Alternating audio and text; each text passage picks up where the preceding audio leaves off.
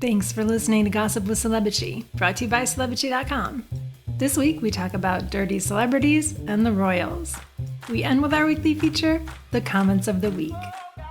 The stories, photos, and tweets we talk about can be found at Celebrity.com/podcast under episode 99. Hi, I'm Katie, the founder and editor of Celebrity.com, and I write a Celebrity. And I'm Chandra, I'm the head writer for Celebrity, and I write as Kaiser. So we're going to have another episode out next week, and then we're off on August 28th. And then who knows what's going on in September. We reserve the right to be lazy or just put out less episodes because we have the Emmys and the Met Gala. Yeah, I think Met Gala first and then the Emmys, and it's going to be like back to back for us. Yeah, it'll be a lot of work. So I've been watching this show that I wanted to talk about. It's called The White Lotus on HBO, and it's crazy. I love it. Everyone keeps talking about it. I still haven't watched 1 minute of it. So it's good? Yeah, once you start it, you won't be able to stop. You'll kind of hate all the people, but it's awesome. It's on this Hawaiian resort, and it's all these rich people being awful.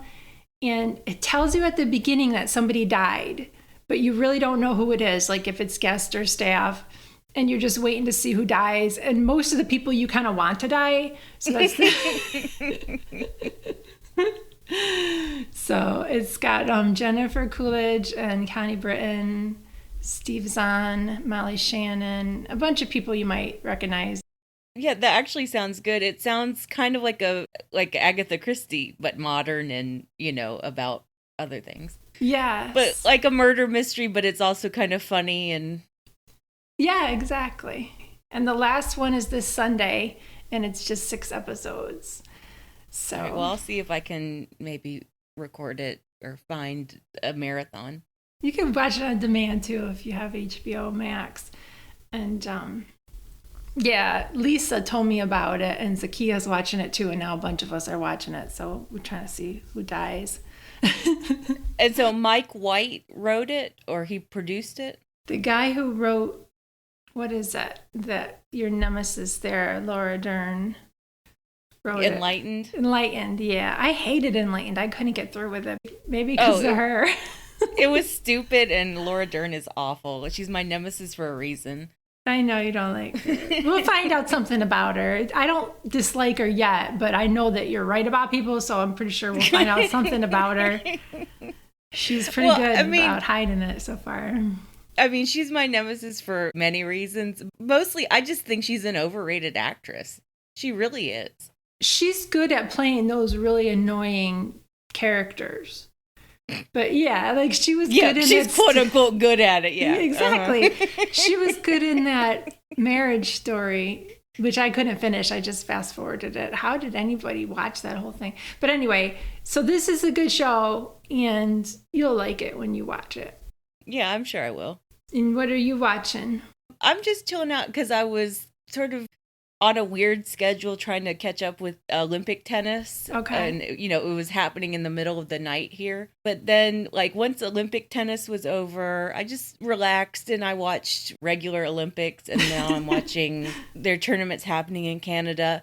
And it's this really weird summer where none of the really iconic players are playing. No Rafa Nadal, no Roger, no Novak, no Serena. Everyone's out with injuries. Mm-hmm. And so it's just all the young kids playing. And they have their own dramas and their own storylines. I don't know. It's kind of cool. I'm enjoying the tennis. That sounds fun. I'm glad you like that. And there'll be new people that come up who are the new iconic people. Maybe. We never got new supermodels. I don't know if that makes sense. No, I understand what you're saying. And that's the big conversation in tennis, because on the women's side, new superstars are being born. Yeah. There was the Naomi Osaka. There's her. Polish player who just won the French Open last year, Iga Swiatek. Okay. There are younger players on the women's side who are getting a lot of attention, and they're going to be the superstars of tomorrow if they can keep it together, and win a little bit more. But on the men's side, there's really not. They just keep trying to make these mediocre guys happen. They probably think they're happening, but they're not. Yeah, they really do. Because they get hyped so much. Everyone is just looking for the next Roger, the next Rafa. None of it is happening. There are some cute boys, though. There's a new one that I have my eye on. What's his name? Casper Ruud. Casper. He's Norwegian, I think. Okay. He is good looking. I'll send you a photo of him. Okay. He's a real cutie. All right, we'll put a picture of him in this post. All right, let's talk about dirty celebrities, which became a whole thing. Like, how this became a whole thing is just a testament to a lot of issues.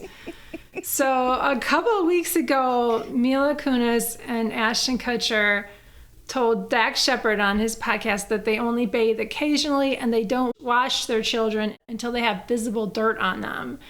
And Dax was like, me too. And then they said they just rinse off and they don't use soap because of their body oil or some crap like that. And then Dax and his wife, Kristen Bell, were like, we don't wash our kids till they smell bad either. Haha, yes, it's true. And then the real pinnacle of this, hopefully. No, not the pinnacle, the lowest point. Let's say the lowest point of this. Yeah. The lowest point came when Jake Gyllenhaal was promoting his partnership with Prada cologne. He told Vanity Fair, more and more, I find bathing to be less necessary at times. I do also think that there's a whole world of not bathing that is also really helpful for skin maintenance, and we naturally clean ourselves.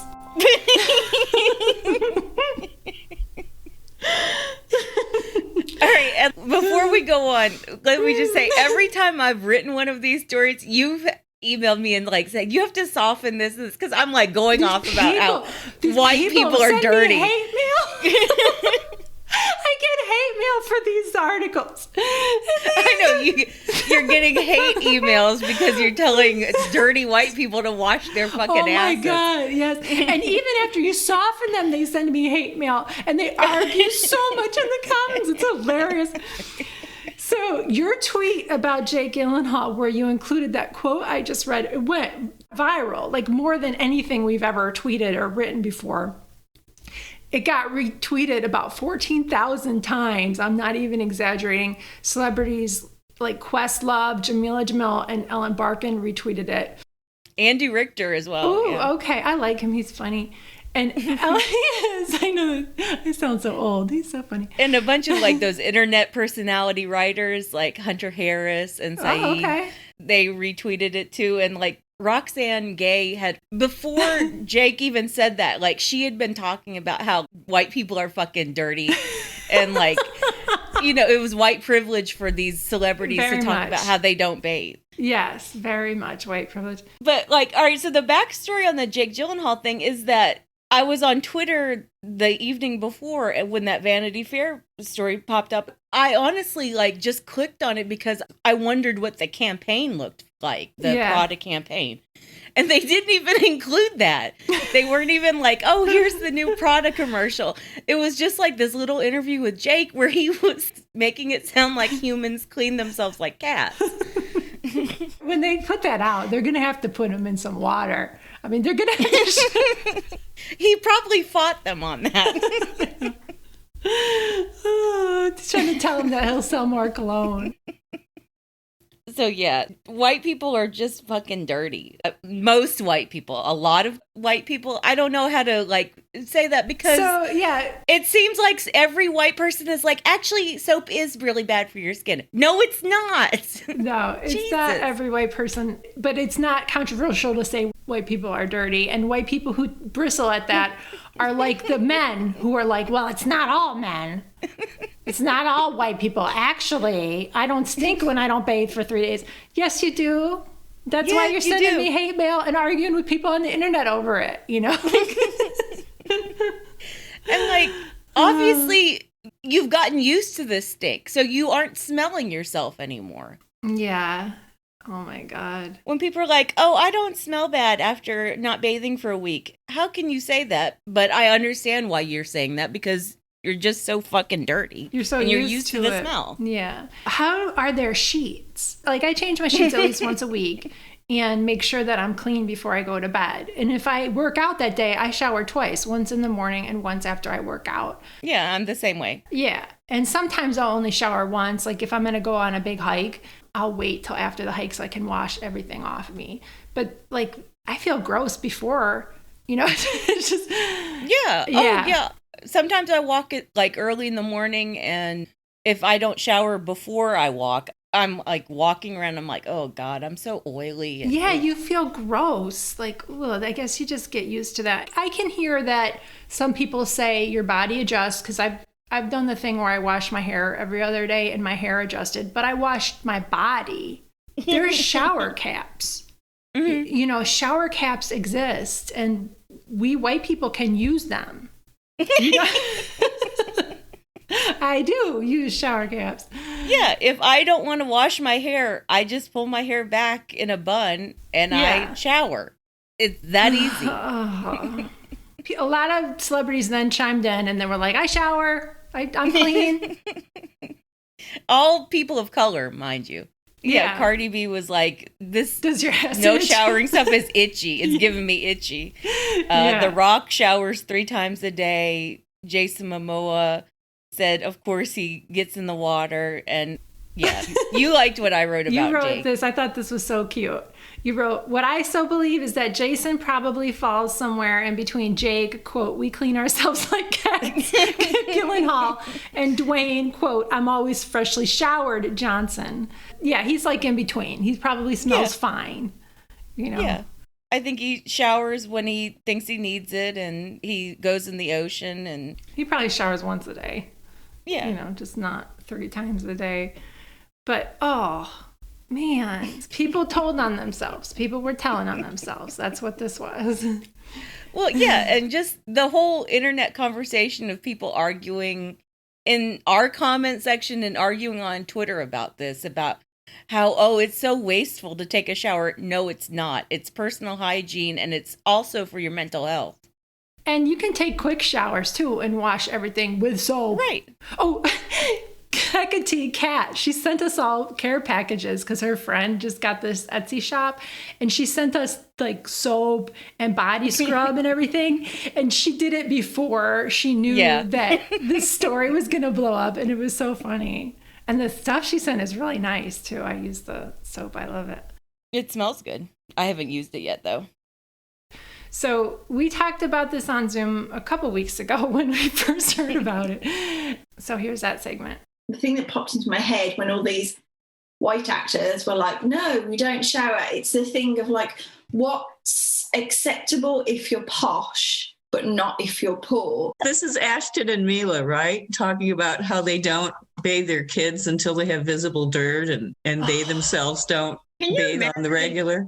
Can you imagine walking in their house and smelling like arm funk? And they're like, they don't smell anything because they're all nose blind now.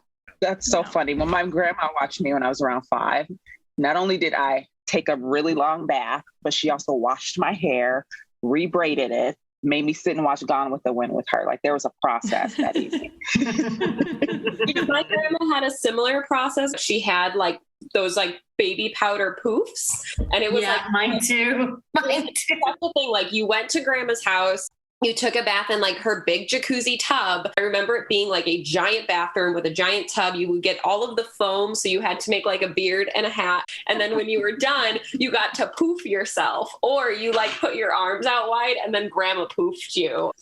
And then in the morning, she would always make waffles. My grandma lived with us and she did that. I'd have the same thing. Like you just be covered in baby powder, because baby powder was just the answer to everything, basically. Yeah. And instead of the waffles in the morning, I got child-sized chapatis. Both my parents were like, they took showers, baths. My mother, you could always tell she'd been in the bathroom because there was like a puddle of baby powder on the floor. And then my father used so much deodorant that you would literally choke when you walk to the bathroom, because he was like, shh. And I used to love taking baths when I was a kid. I mean, I could stay in there for hours and have my Barbies in there. And so it's just foreign to me. I can't skip that many days without bathing. And I live by myself. I don't want to smell myself. So yeah, like what Karen was saying, I don't even want to smell myself. We were just talking about that. I feel dirty. Right. It's like what Roxane Gay was tweeting about. It is white privilege because those same like conventionally attractive, well-off white people who never bathe, they would look down their noses and call people of color dirty if they didn't bathe every day. Yeah, and they were raised different, obviously. Yeah. Oh, and that's like a whole other thing of like people not being raised in like bathing households or households that prioritize showering and being clean. Oh, that's a whole other thing. Yeah. Like, oh, my mom raised me to take 2 showers a week. Oh, God. No. Like we were talking about on Zoom, people have really fond memories of being with grandmas and of being with their parents and the baby powder and their whole ritual of bathing. And that's something I've passed on to my son, like you shower every day. And he does. And he feels gross if he doesn't. And he showers every day. He knows how to clean. He knows how to change his sheets and towels, you know, other household stuff too that a lot of people don't teach their kids. But yeah, especially the boys. There aren't enough parents teaching their boys. Basic hygiene is expected and you should fulfill that. Yeah. And that clean your you shit. should know how to clean yourself and clean your room and like do a load of laundry without panicking. Yeah, exactly. That's one good thing about the pandemic is we had more time to spend on cleaning and laundry and stuff that I wanted to teach them. But yeah, people are nasty. Oh. No, it's like a whole other world. I don't know how so many people can live that way. Yeah, they'll defend it too. No, I mean, I don't know how so many people can live that way by choice. I understand poverty. I understand that. Yeah, I knew what you meant, and I didn't mean it that way. Yeah, either. I'm just clarifying for the listeners. Yeah. I'm not looking down my nose at poor people. I'm saying, like, if you're rich and healthy and white, you better fucking wash your ass. Ooh, in our last episode, I was bragging because I have a bidet now. I installed it before lockdown. I wasn't psychic. I just was like, I want this bidet because I had written about it in an Amazon post. And it's awesome because you can wash your ass. Yeah, I know how a bidet works, Katie. Well, you know what I mean. But it's really cool. I'm glad I have it. I would think I'm going to get one in every house because you can just add them to your toilet. Anyway, so let's talk about the royals. So Virginia Giuffre filed a federal lawsuit against Prince Andrew in New York for sexually assaulting her when she was 17 and also for emotional distress. And she's been public about her story for years about Jeffrey Epstein trafficking her and about Prince Andrew abusing her as well. And she's previously sued Ghislaine Maxwell, and she spent years trying to get justice for what Jeffrey Epstein did to her. Right. And I mean, her lawsuit against Maxwell was successful, and she got money out of Maxwell, and she got information from that lawsuit. Oh. And basically, Virginia has been fighting this fight for more than a decade. She's the one who has been, you know, going to federal prosecutors and going to local prosecutors in Florida and like really pushing this case more and more. And I think it just got to the point where enough people were listening to her and enough people understood that a grave injustice had been done to Epstein's victims. Yeah. And it got enough, you know, publicity and knowledge of what happened and how horribly he treated people, even though, I mean, he was connected, definitely. Right. And like, I mean, Virginia, actually, I've not heard anyone accuse her of this. She's not looking for money from Prince Andrew. She's looking for answers. She's looking for accountability. Justice. Yeah, she's looking for accountability. She wants people to know what he did. And she wants people to know his friendship with Jeffrey Epstein and Ghislaine. It's about time he be completely humiliated and run out of town. Yeah. And at the very least. And it looks like his brother, Prince Charles, is going to cut him out as soon as their mom dies. Really? Yeah. Yeah. I mean, it's just the queen protecting him now. And she's doing the most to protect him. Let's be honest. She always has been. She never even wanted him to step down from public work. Charles forced that entire situation. Yeah. I think the queen would have been happy to just circle the wagons and just pretend that none of this was happening and that Andrew was just fine and everything was fine. And they would just reiterate that. Charles is the one pushing the issue, and now William is trying to get credit for pushing the issue. So we're hearing that Prince William wants Andrew to move out of Royal Lodge because he wants to live there. And then that William and Charles find Andrew to be a liability. They hate his legal team. Andrew might lose his HRH title, but again, that's probably not going to happen until his mom dies, probably. And it would be a real complicated process to like formally take away his HRH. Oh, okay. And then Andrew and Fergie and Eugenie and Jack are now at Balmoral with the Queen, and supposedly he was summoned there because, you know, his mummy needed to talk to him about this. Yeah, like there are a lot of different storylines happening this week around the lawsuit. Like Buckingham Palace is insisting that they summoned Andrew to Balmoral and that, you know, he's in crisis talks there in Scotland. And the Queen she really believes that she has to do something, and there are meetings with lawyers, and everything is very proactive there in Scotland. And meanwhile, Charles and William are not in Scotland, and they're waging this campaign against Andrew in the media, basically. They're trying to talk to both the Queen and Andrew through the media. And shame Andrew into doing something, is act like they're putting their foot down, kind of? Yeah, like everyone knows that Andrew is going to be dead to Charles as soon as Charles comes onto the throne. Yeah. So now it's just a matter of mitigating the damage in the Queen's last years. Okay. What will be done? I don't know. They'll find some new thing that they'll say, oh, this is a huge punishment for Andrew. And they'll all take credit for it. They'll say, you know, we came up with this big punishment for Andrew. He'll just get a different house. He'll still get to drive his Bentley or whatever. I don't even think that he's going to have to leave Royal Lodge. He has a lease. He has a genuine lease on the Royal Lodge, and it's like for 70 years or something. All right. But William really wants it. William really wants that place. So who knows? So you wrote this line in that story that was fucking awesome. I love it. And I put it on Twitter, and that got a lot of attention too, and a lot of retweets. You wrote, I think this is very much like The Godfather Part 2.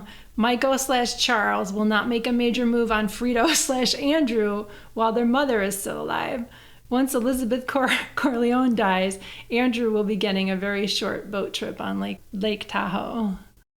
Yeah, and like I make Godfather references all the time. Like I've been making them a lot with the Scarlett Johansson Disney story.